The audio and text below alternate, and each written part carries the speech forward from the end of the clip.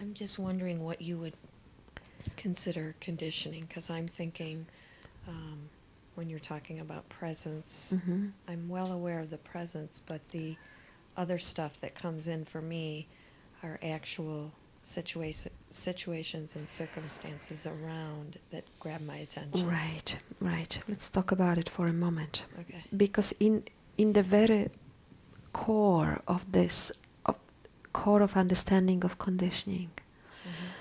we can say that conditioning is movement away from presence. You Okay. see. Okay. And it has happened so many times before, Mm-hmm. right? That somewhere you have believed that story, that you are not who you are, Mm-hmm. right? So many times it has happened. Mm-hmm. So many times consciousness has moved away from its natural state, and it has believed something else, right? It has believed itself to be something other than what it really is. Okay, Okay. conditioning. Yes. So you know what happens is here is consciousness, right? Natural state, open. Yes. Mm-hmm. And then for some reason, at some point, it starts to believe something. You see? Mm-hmm. See what's happening when that happens, right? And now when that happens, there's that holding in consciousness, right? That I would call conditioning. Yes. Mm-hmm. And a lot of the time you're not even aware of that is happening, because it has happened in the past. And it has happened so many times before that consciousness has believed that. And here you are not even aware that that's happening until a circumstance arises. I see. Something happens in your environment, right? Mm-hmm.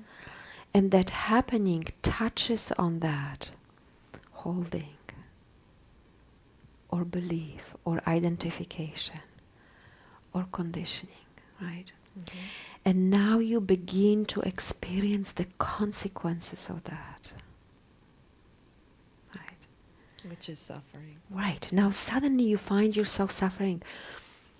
And it's so easy to believe then, oh, it's happening because something has happened in my circumstance, Mm-hmm. right? It's happening because this and that is happening in the world, or it's happening because that particular thing is arising right now, you see.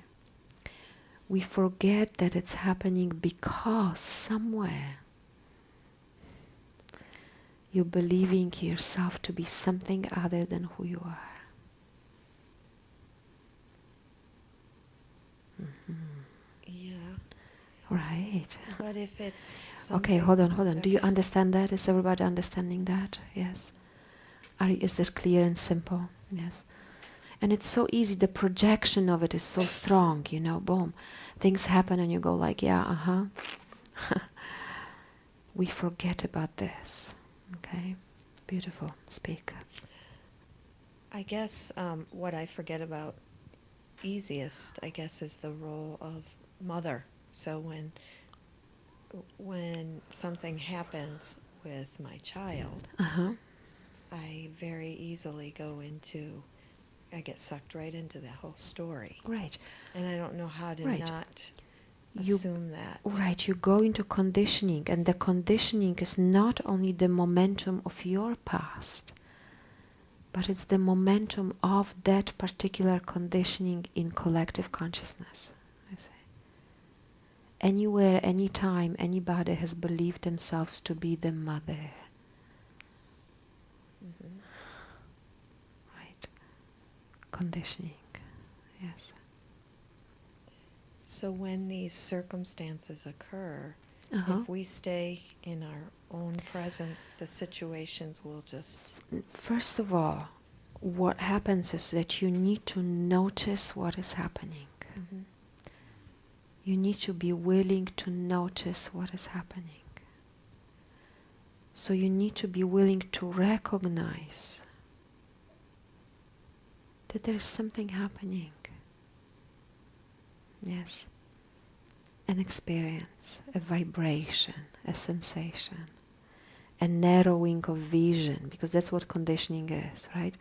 Here you are at peace, at ease, everything is okay, and then suddenly, boom,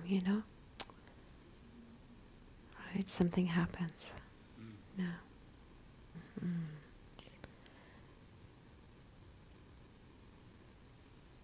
So what do you do with the Okay, story? slowly. Okay. Would you be willing to notice the sensation of conditioning as it occurs, as it is present? Mm-hmm. Okay. And as you notice that, would you be willing to pay attention to it? Mm-hmm. Just the way it is, you see? Not wanting for anything to be different.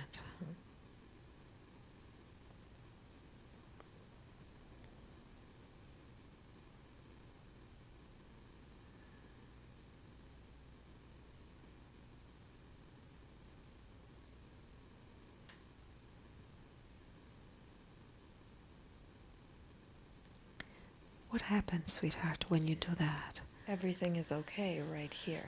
Beautiful. That's how it is, you see. And then but the situation's still happening. So Right. just Right. But I assure you that when you're willing to disengage from the situation and come back to presence, your seeing of that situation would change also. okay, that's what I want. Right? That's the part that I haven't Right. trusted. Yeah, because I know how to be in the presence, right. but I'm afraid I'm not going to be. Right. A part of me thinks that you're going to be more clear, but a part is afraid that I need to be more vigilant Right. with the situation. Right. And you can only be vigilant where you are. Okay. That's called presence, you see. The moment you become present, the moment you begin to return to your natural state, right? Or to the natural state, right? First of all, that's the end of suffering, right? Now you can come from here, you see. That's a very different view than the view of conditioning, you see. Very different view, yes. So you're dealing with the situations from a more centered place. From presence, right. As opposed to from fear, which Right, is where I right. Or deal the with past, right? Which is Yeah. what conditioning is the momentum of the past. Has been believed so many times before that when it arises, it looks so real and there's the momentum of it and just wants to go. Anybody here experienced that before? That momentum of conditioning? Yes. Everybody knows that. Yes, of course, right? Presence.